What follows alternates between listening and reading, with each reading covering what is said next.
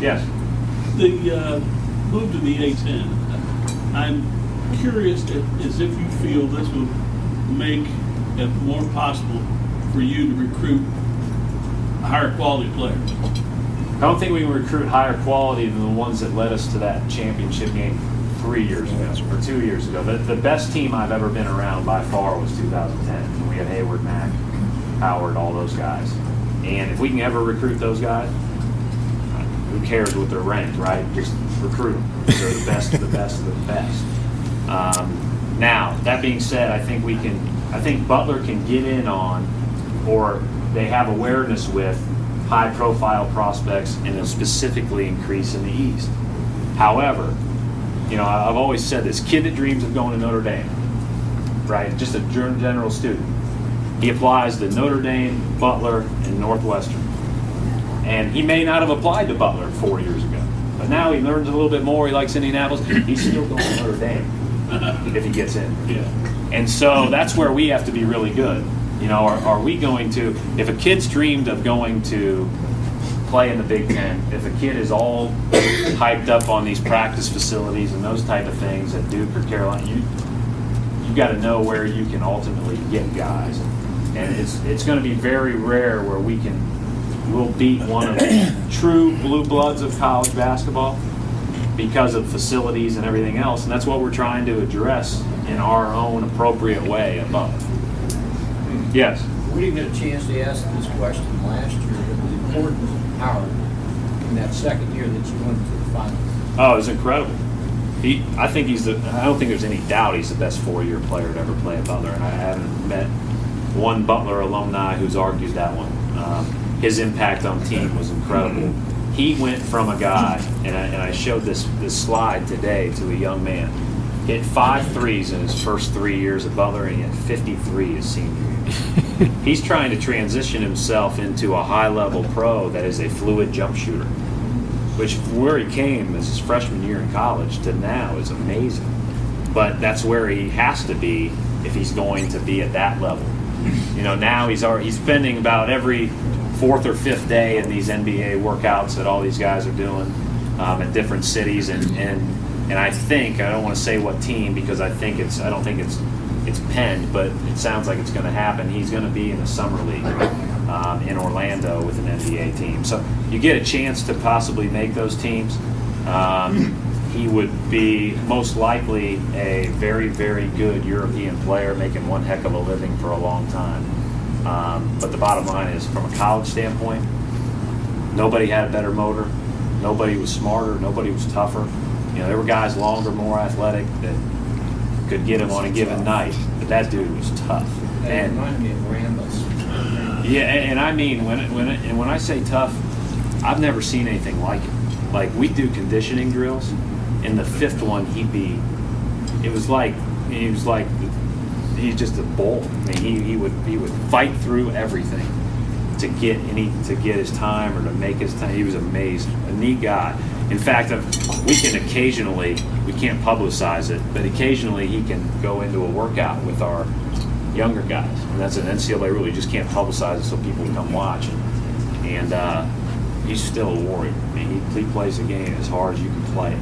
We're lucky he came to Butler, that's for sure. He made a huge difference. All right, it's 12:30, Brad. How are we doing? I'm good. I got a couple more minutes. I'm good. Okay. Yeah. Could you compare the personality traits of a man who wants to become a college coach, professional coach, the difference? I don't know. I think a lot of them just started out wanting to be coaches. I think that the thing that ultimately you hear the NBA guys talk about that's the positive of the NBA is you don't have to deal with all the stuff. You're coaching basketball. You're coaching a team. Somebody else is in the GM role and choosing the players and drafting the players and doing all that. I thought it was interesting. I was talking to Frank Vogel at an event last night. He was asking our opinion on a couple of the different guys they've had through, because really the first time he's heard of some of these guys is a month ago. Because he's engrossed in his own life and what's going on. And I think the argument in the reverse would be you really get a chance to be a part of their development at 18 to 22. And it's a lot less, even though it is very much a business, it is still there's still that idealistic quality of these guys are student athletes, and you can help them find success long after they're done playing basketball. Yes? As a coach, what can you do to help improve your team's free throw shooting? Well, I think the bottom line is that the first thing you do is recruit. You know, I think we've had a couple of guys that they weren't good free throw shooters when they got to Butler, and you know that's not the end all be all, because they're still can impact the game in a lot of ways. But it certainly isn't a good thing if you're shooting at a mark where it's like a turnover if you get fouled. And so what you do is you can do very little during the season. I mean, because right when you start thinking about it, you got no shot. For any of you that ever played basketball, know when you're thinking about it, or you're overanalyzing your free throw, or your mind is in like that, it's going to be very, very rare that you're going to be a good free throw shooter, especially when 17,000 people are watching you. Those 10-foot putts are a lot harder when everybody's watching you. And so it's one of those things that I think you try to manage technique.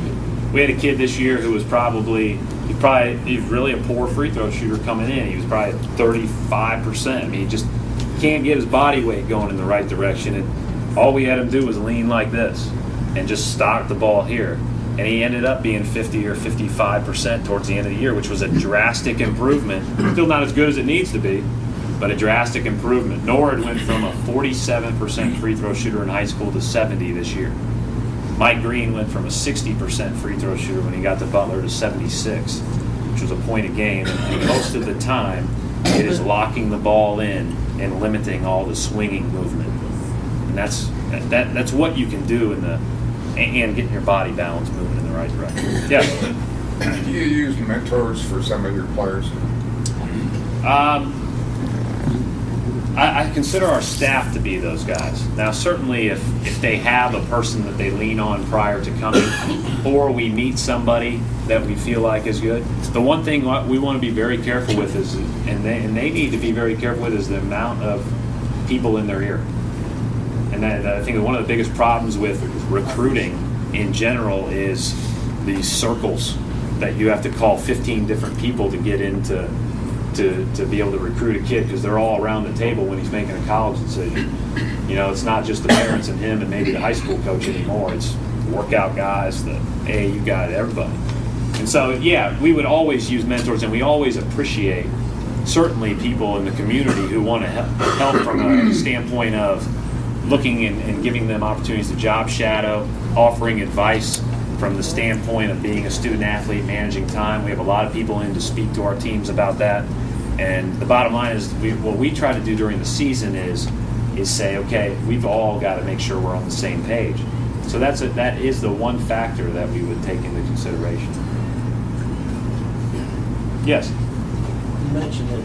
What about social networks, the effect on students, Twitter, net? What are you developing in policies? Literally, this is how fragile, and it's not too dissimilar than any other company, but this is how fragile this business is, or this life is. In the last 30 minutes, one of our guys could put something on Twitter that could affect our whole university. And maybe it would just be misinterpreted or misread. But we talk about it all the time. 14-page PowerPoint slide presentation the other day when the freshmen moved in that everybody had to sit through for the upteenth time about handling yourself well with regard to Twitter, Facebook, texting in general. Anything you put in writing, texting, emails can eventually be used against you. How you handle media, making sure bullying's addressed. That's a huge thing. Making sure that you're doing things right academically, and making sure that you are completely focused on being the best student athlete representing Butler you can be, because it's really fragile. I've seen really, really good kids make very, very what we considered small mistakes that cost them. And it's just an unfortunate part of the world we live in, let alone the picture phones. You mentioned recruiting and texting. And NCAA rules. Aren't you limited on the texting? Not anymore. Not for juniors and seniors. You can text all you want. Okay. for freshmen, sophomores, you can't text or call them. Yes. You had one player last year which, from the fans' perspective, was slightly disappointing from his previous year. Didn't seem to elevate his game like he maybe should have. And you made mention that he was not participating with summer camp this year. Is Smith working hard somewhere? Oh, he's terrific. Yeah. See, I look at it a lot more like where he started. Because I know what he is. I know he's 6'11" and can move him, but where he started as a player at Butler and where he is now is pretty remarkable. What he needs to find now is this consistency level. Because, he has consistency level. He goes 22 against Pittsburgh, he gets 6 against Penn. He goes 25 against Milwaukee and Wright State, first 2 games in our conference tourney, 0 against Valpo. If he finds that consistency level, he's going to be a force. And the thing about it is it's going to be a lot more difficult to guard him if we can spread the floor better.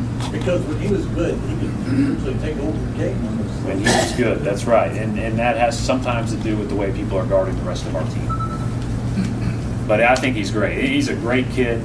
He's got a terrific internship opportunity. But like his life right now is he works 8 to 5 like the rest of the world. But he gets up at 6 in the morning and he works out, lifts, eats breakfast, goes to work 8 to 5, eats dinner, comes and plays with our guys at night. Does it again and again and again and again. It was pretty challenging life, but a pretty fun life for him. Great. A couple more, yes. Cameron, what You know what? Cameron Woods and I have a contest. We both started at 190. We have to be 13 pounds apart by September 30th, or else we both run.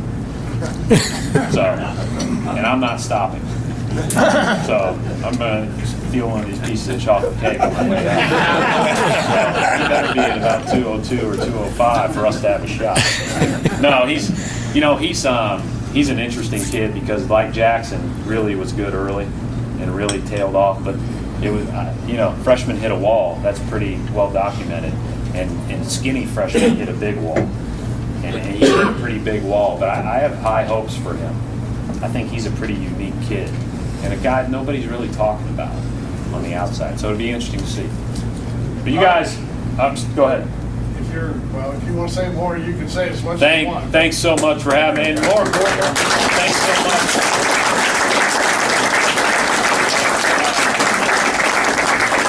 Thanks so much for coming to games and supporting those guys, and they're a fun group to be around, and I've been fortunate to be around great people. It's been the most fulfilling part. So thanks. In this group, we have a whole bunch of Bayou and Purdue and Notre Dame and Michigan and Michigan State and a few other oddball fans, but everybody in Gyro has adopted Butler. So that's the beautiful part about all those. You can agree on us. I got to make one personal comment. I have never met a CEO of any company that knows his company as well as you know the Butler Bulldogs. I mean, every question you have is statistics on everything everybody does, so I can see why you're so successful. Unfortunately, we live it every single minute of every single day, 365 days a year. Well, thank you so much for accommodating us. See you guys.